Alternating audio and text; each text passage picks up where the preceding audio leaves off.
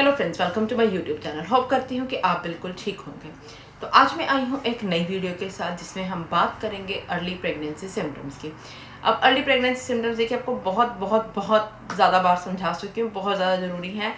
Periods miss जब आपका first जो पीरियड होता है तभी से ही आपको अपना ध्यान रखना है, जो कि नॉर्मल से ज़्यादा अगर आप प्रेगनेंसी के लिए ट्राई कर रही हैं। तो आज का सिम्टम हमारा रिलेटेड है नींद से।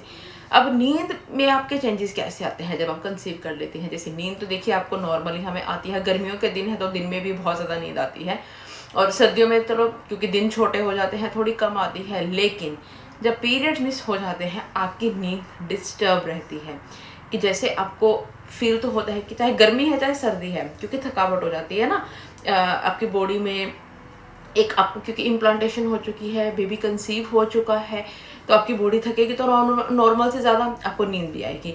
अब आपको नींद तो आती है, लेकिन क्या होता है जब आप सोने की कोशिश करती हैं आपको नींद नहीं आती है। आप कभी इधर साइड ले इधर, तो वो दिन में भी होता है और रात में भी होता है कि आप सोने की कोशिश करते हैं, आंखों में नींद भरी हुई है, लेकिन नींद नहीं आती है। एक बेचैनी सी रहती है कि जब आप सोने की कोशिश करते हैं तो नींद आपको नहीं आ पाती है।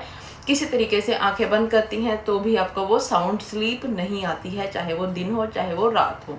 एक कहते हैं ना, एक लगातार वाली नींद आपको नहीं आती है। और ये हर लेडी को नहीं होता है, लेकिन 80% लेडीज़ को ये प्रॉब्लम होती है।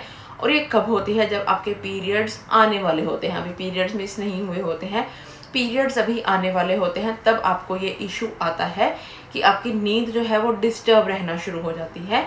सोने की कोशिश करने पर भी नींद नहीं आती है जितनी, और रात को भी जैसे सपोज कीजिए आपने सो लिया, आपको नींद आ गई, आप 9 बजे सो गई हैं, आपको एक बार नींद आ गई है, 1-2 घंटे बाद आपकी नींद फिर से खुलेगी, आपको बेचैनी होगी, फिर आपको बहुत ज़्यादा मेहनत करनी पड़ेगी सोने के लिए ही, ताकि आपको नींद आ जाए। ये आपका नींद का पैटर्न जो चेंज होता है अर्ली प्रेगनेंसी में होता है, और ये थ्रू आउट प्रेगनेंसी बना रहता है। जिन लेडीज़ को ये रहता है वो थ्रू आउट प्रेगनेंसी में बना रहता है, और जिन लेडीज़ को ये शुरुआती दिनों में ऐसा नहीं होता है, या फिर आप ऐसा फील नहीं कर पाती हैं कि जिनकी पहले ही नींद बहुत कम होती है, उनको ये सब चीज़ें बॉदर नहीं करती हैं, लेकिन एंड दिनों में आके आपको ये प्रॉब्लम रहती है, क्योंकि आप साइड भी नहीं बदल पाती हैं जब pregnancy 7th 8th 9th month में होती है। लेकिन शुरुआती दिनों में भी ऐसा होता है। ये नहीं होता कि आप साइड नहीं बदल पा रही हैं, लेकिन आपकी नींद डिस्टर्ब रहती है। एक बार नींद आ गई, उसके फिर आपको थोड़ी देर बाद आपकी नींद खुल जाती है, या फिर आप सोने की कोशिश करती हैं, नींद आती ही नहीं है।